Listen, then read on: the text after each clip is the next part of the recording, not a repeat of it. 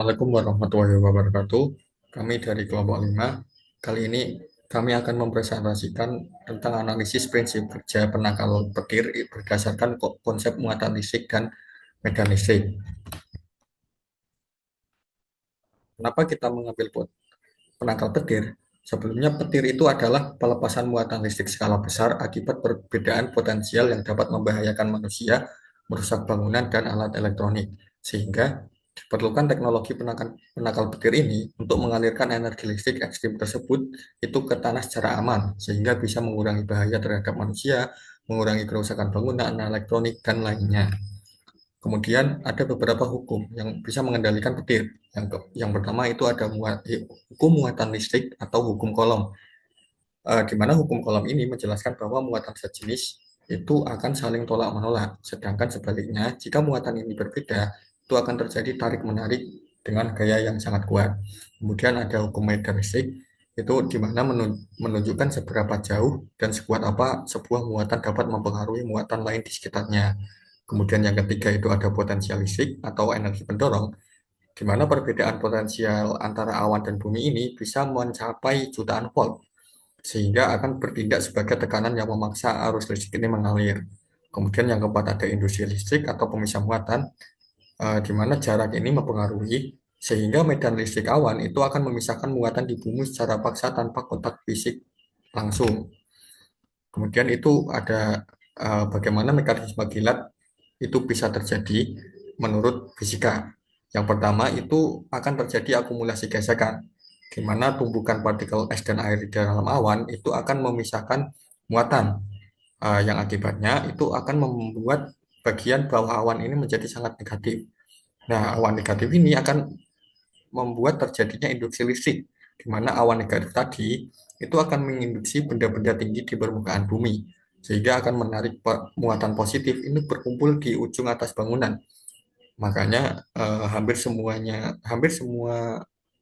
eh, petir itu menyambar objek-objek yang paling tinggi dibandingkan objek-objek di sekitarnya.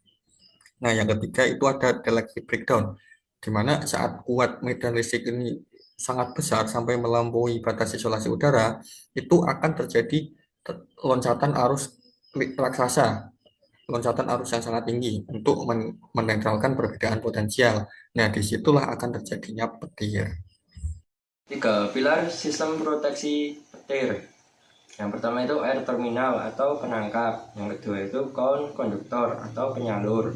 Untuk yang ketiga itu grounding system atau pembumian. Untuk pilar satu yaitu air terminal atau ujung tombak proteksi. Biasanya itu dipasang di bagian tertinggi pada bangunan. Terminal logam ini bertugas menjemput petir sebelum ia menyambar struktur yang lain. Mengapa harus runcing? Dikarenakan bentuk yang runcing itu menciptakan konsentrasi medan listrik yang luar biasa tinggi di sekitarnya. Hal ini memanipulasi muatan di udara, membuatnya menjadi titik paling menarik bagi muatan negatif awan untuk melepaskan energinya. Pilar yang kedua dalam sistem penangkal petir adalah daun konduktor.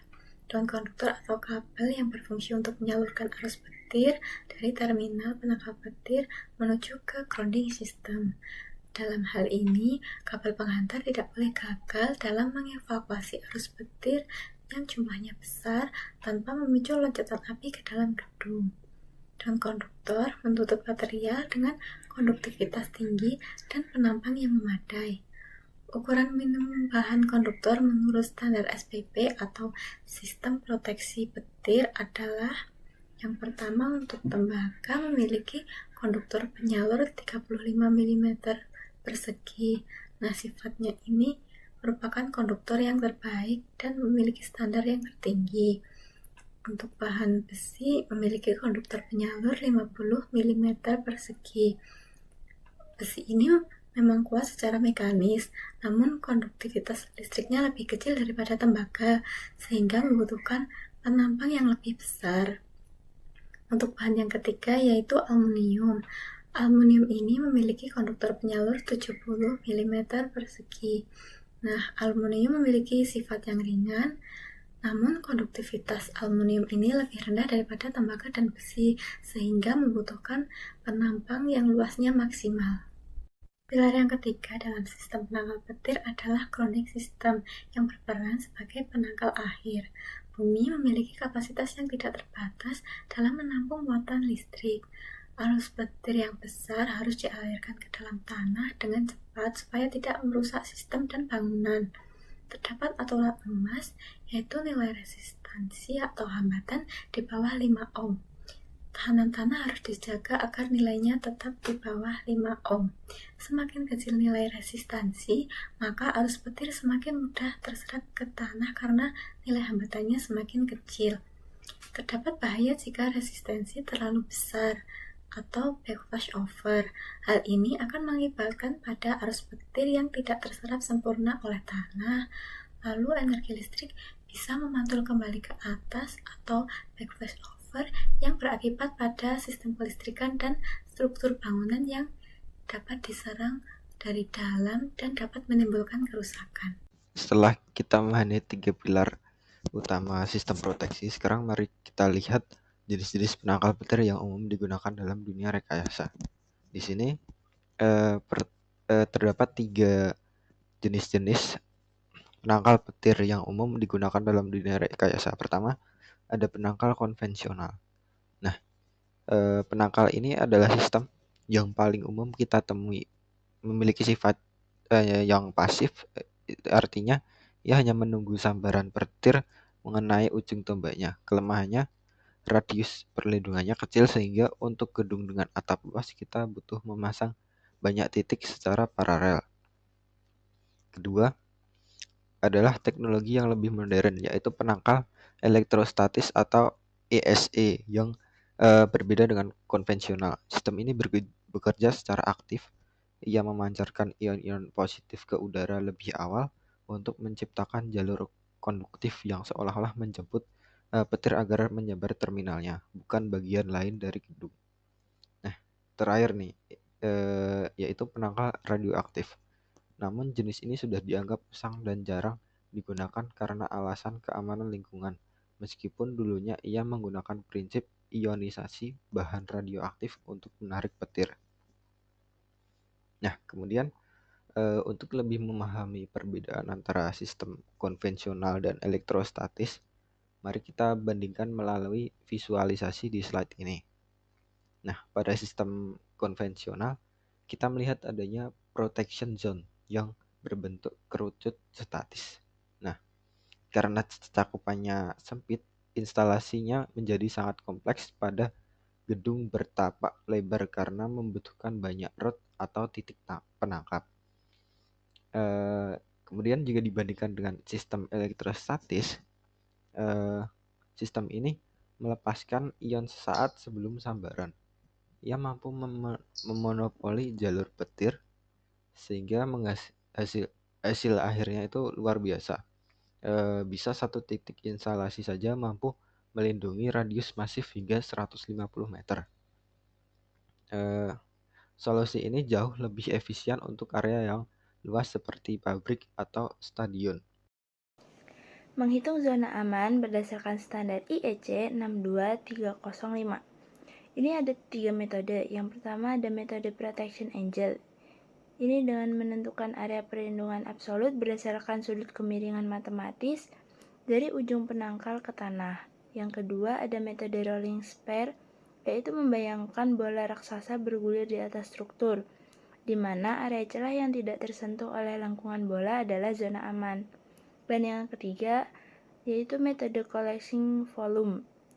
Ini merupakan kalkulasi tri di tingkat lanjut untuk menghitung total volume area yang paling efektif memonopoli tangkapan petir. Selanjutnya ada proteksi absolut. Sistem sangkar Faraday. Proteksi absolut ini dirancang untuk fasilitas superkritis. Konduktornya dirangkai menyerupai jaring atau sangkar yang membungkus seluruh eksterior bangunannya. Dengan menggunakan prinsip sangkar Faraday yang berbunyi ketika sambaran mengenai sangkar logam, seluruh muatan listrik hanya akan terdistribusi dan mengalir di permukaan luar. Medan listrik di bagian dalam bangunan dijamin tetap netral atau nol yang memberikan proteksi total tanpa lompatan muatan. Di sini saya akan menjelaskan bagaimana hubungan antara masalah fisika yang terjadi di alam dengan solusi rekayasa yang dibuat oleh manusia. Yang pertama, secara fisika terjadi induksi listrik yang menyebabkan penumpukan muatan di bagian atap bangunan.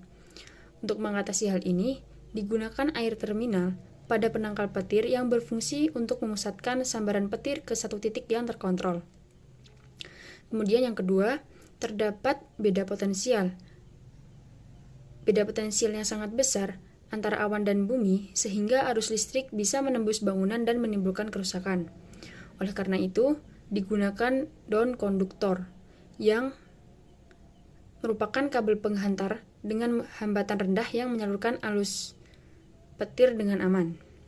Yang ketiga, akumulasi muatan listrik membutuhkan tempat pelepasan akhir agar energi tidak tersimpan secara berbahaya. Disinilah grounding berperan untuk menyalurkan energi listrik langsung ke tanah sehingga muatan dapat dilepaskan dengan cepat dan aman. Selanjutnya, teori yang berdiri menjaga peradaban. Petir merupakan fenomena alam yang sangat kuat dan selalu terjadi di langit. Namun, dengan memahami konsep muatan listrik, induksi, dan medan listrik, manusia tidak lagi hanya menjadi korban dari kekuatan alam.